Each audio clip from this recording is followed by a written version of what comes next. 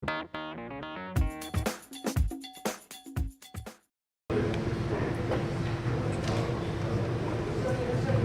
lugar, habría que agradecer a las comunicadoras su generosa invitación para estar aquí esta tarde y compartir pues esto que es una maravilla ahora que lo vemos terminado, ¿verdad? Que son las aves de paso, esos niños mexicanos que cruzan el país para llegar a la frontera, se internan en Estados Unidos, los detienen y van de regreso. El libro se publicó hace unos días, en el mes de octubre, pero es un trabajo realizado en los años de 2002 y 2003. Gracias a los comunicadores, comunicadoras, y esperamos otros 25 años. Traeré otro libro para esa época, si me invitan. Yo quisiera comenzar esta tarde preguntando quiénes de las figuras que son mamás que fueran tan amables de levantar la mano. Muchas gracias. ¿Quiénes de ustedes permitieron que sus hijos o hijas se fueran de su casa a los 9 años, a los 10, a los 11? Y tomaron el dinero del aguinaldo y llevaron a la niña o al niño a la terminal de Estrella Blanca para que se fueran de ese tamaño. Niñas,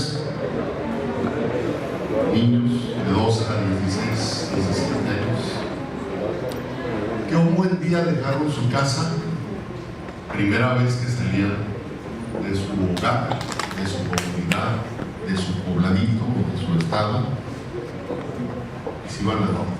Y se fueron.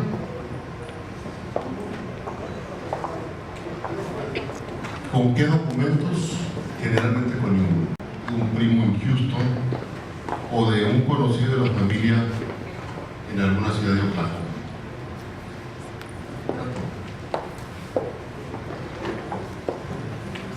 Cuando me tocó llegar a mí al Paso en el año de 2000 como cónsul y se hace toda esa parafernalia del recorrido de las diferentes responsabilidades, cuando llegué a esto,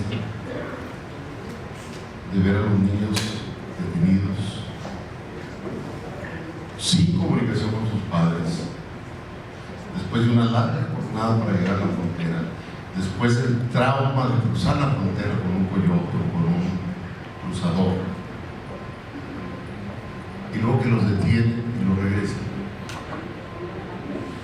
La verdad es que eso me departa un helado.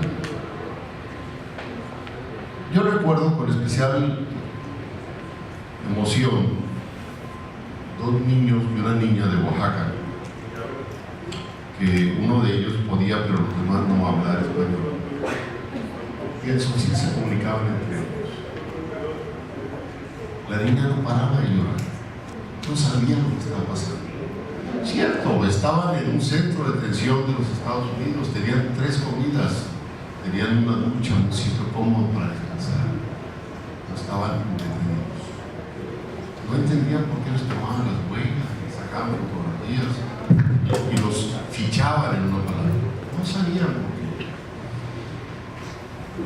Lo más terrible es que no sabían qué iba a pasar en el momento en que, entregados a la autoridad mexicana, el consulado los registraba, intentaba contactarlos con sus padres y finalmente el día siguiente serían entregados al DIF de Ciudad Juárez y a iniciar otra página de su historia.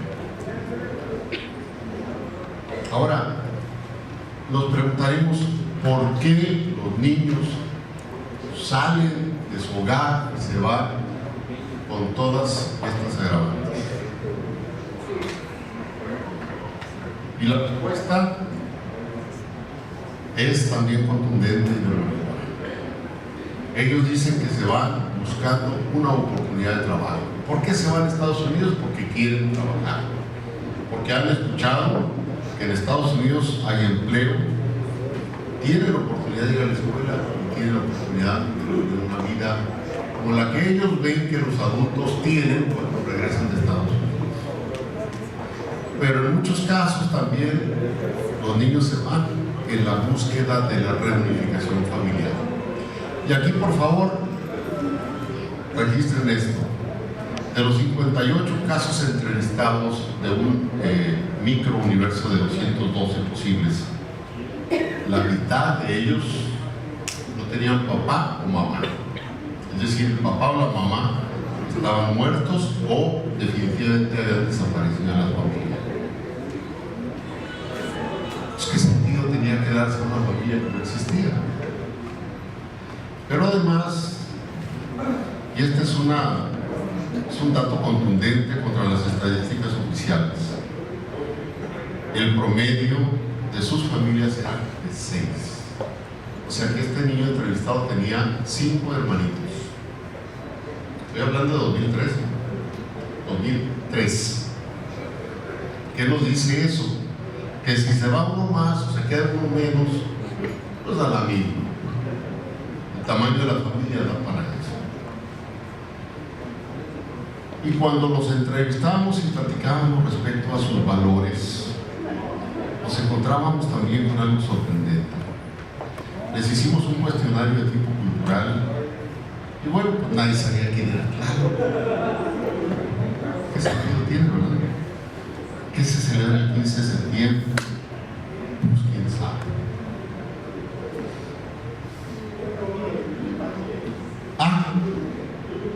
Pero sí, la mayoría sabía que se celebra el 12 de diciembre. Y hubo un empate ahí entre quién era el personaje más popular, una persona llamada Cuauhtémoc Blanco y un señor llamado Vicente Fox. 2004. Y cuando nos preguntamos ¿cómo es posible que estos niños salgan de Chiapas, de Oaxaca, de Zacatecas, de Durango, etcétera? Se uno pensar, bueno, ¿quién paga un autobús? La mayoría se movió por autobús. Normalmente todos ellos confluyen a México y de ahí, en este caso, es como una cuenca, ¿no? Es como un triángulo, ¿no? De México, todos los que viven en nuestros estados hacia el sur confluyen a México y de ahí hacia, o bien a pasar por Tamaulipas o a pasar por Chihuahua o por Sonora. En este caso, cuando pasaban por Chihuahua, por Juárez, se gastaban aproximadamente 20,000 pesos de su lugar de origen a toda la travesía, de los cuales $1,000 para los economistas que están aquí deben ser unos 10,000 pesos, más o menos. Y se les llevaba el coyote. La cruzada les costaba la mitad del dinero que tenían. El dinero que donde consiguieron, pues quizá prestado, o vendieron algo, o algún tío les mandó, etc. Entonces, eso nos ubica en el horizonte de que no eran niños en lo que nosotros conocemos por pobres. Porque un niño que trae 20,000 pesos en efectivo, que paga los billetes del autobús, que le da $1,000 al cuello para que lo cruce, porque no es pobre. Y en este momento me quiero centrar en que si bien todas estas son las reflexiones contenidas en el libro, que como decía Miguel, es una muestra, es una metodología basada en entrevistas, 58 en un horizonte de 212. Cuando nos metimos en el tema, pues era, repito, por la sensibilidad, la tristeza de ver a estos niños en esta condición. Hicimos todo lo conveniente, realizamos entrevistas, escribimos la tesis, buscamos apoyos bibliográficos, etc. Pasó el tiempo y eso se convirtió en esto, que es la tesis de doctorado en nuestra Universidad Nacional. Y ahí se quedó. Un buen día, el año pasado, me habla una amiga que es de la que está presidente y me dice: oye, tú escribiste de los niños migrantes. Sí, publica lo que escribiste, es el tema de moda. ¿Por qué? Y pasamos al segundo capítulo de esta charla. Porque resulta que alguien corrió el rumor en Centroamérica de que en su calidad de niños, todos los migrantes que llegaran a Estados Unidos les iban a dar su visa. No era cierto. Entonces, fíjense las proporciones de los números. En la época que hice el estudio, eran 4,000 niños mexicanos deportados. 2004. En el 2013 fueron 11,000 niños deportados.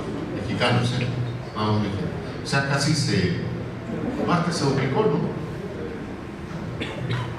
El año pasado, en el verano, todos fuimos testigos de la saturación de los centros de detención, todos los que hay en la frontera, llenos de niños centroamericanos.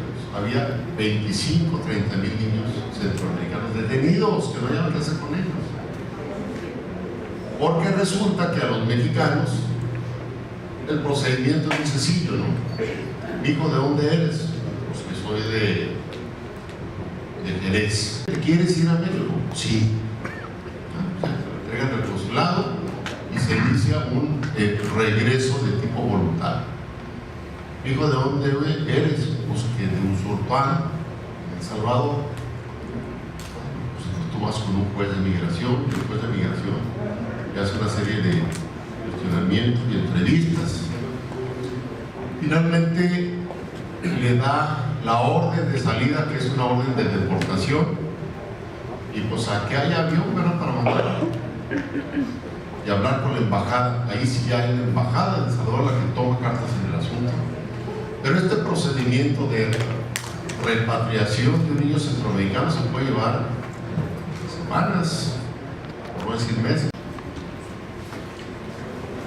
Recientemente, la Cámara de Diputados modificó el artículo 112 de la Ley de Migración, básicamente en concordancia con lo que dice la Convención Nacional de los Derechos de los Menores del 20 de noviembre de 1989, que México había firmado, pero que no había adecuado sus leyes migratorias respecto de estos acuerdos internacionales.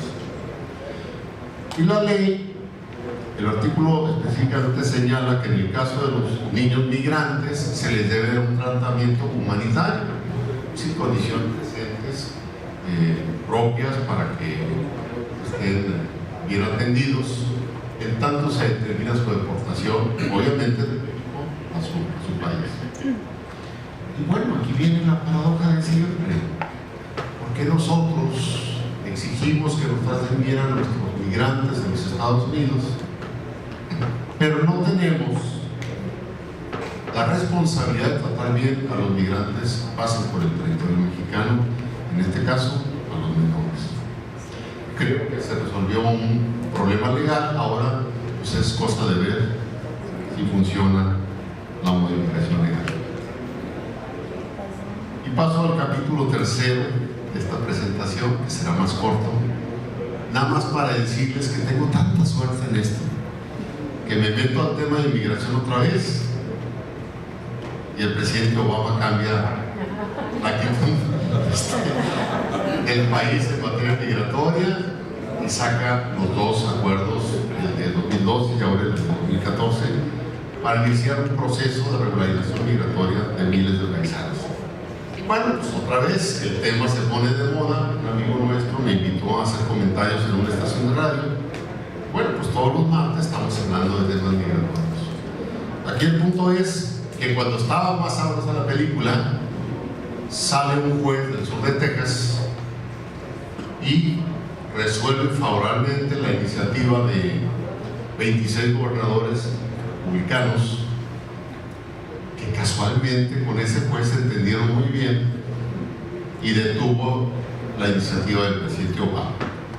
La iniciativa establecía que el día de ayer comenzaba la recepción de documentos de los interesados en la regularización migratoria y que a nosotros como mexicanos favorecería más o menos como a 4,5 millones de personas o de familias. Entonces les digo, tengo suerte, Antier sale la declaración del juez y pues obviamente no se imaginan la cantidad de entrevistas que me han hecho sobre este tema. Concluyo diciéndoles que este juez detuvo la aplicación del proceso de regularización migratoria, pero de ninguna manera lo cancela.